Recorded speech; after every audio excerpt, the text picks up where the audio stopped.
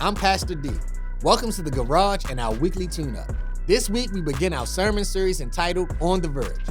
The question isn't whether we will find ourselves on the verge, it's what we will do when we're there. In this series, we're going to look at 3 of the biggest challenges we face when we're on the verge. The challenge of giving up, of giving in, and of giving out. So far, we've covered what we need to do whenever and wherever we come to the verge. Our scripture passage is Joshua 3, 7 through 17.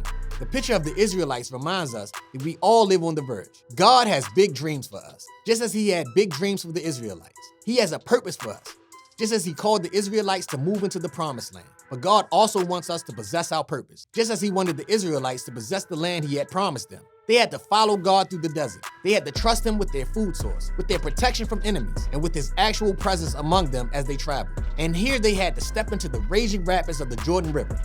Time after time, they had to move from being on the verge and go over the edge so that they could take the next step toward the promise God had for them. The same is true for us. We live on the verge because God always calls us to the next step. And no matter what our next step is, we'll face the same kind of fears and traps that the Israelites encountered. We will be frightened. We will be intimidated. We will be exhausted. We will be overwhelmed. We will even mess up. But being on the verge also gives us a story. Maybe we'll become the people who walk through the raging river on dry ground. Maybe we'll become the people who found greatness instead of backing down in fear or failure. Maybe we'll stop and listen to hear God speak. And perhaps we'll cut the bungee cords and jump. And when we do, maybe we'll realize like never before that God is with us, jumping alongside us, ready to launch into what could be in our lives. Well, that's it for our weekly tune-up. Be sure to subscribe and share this video. Let's make an impact.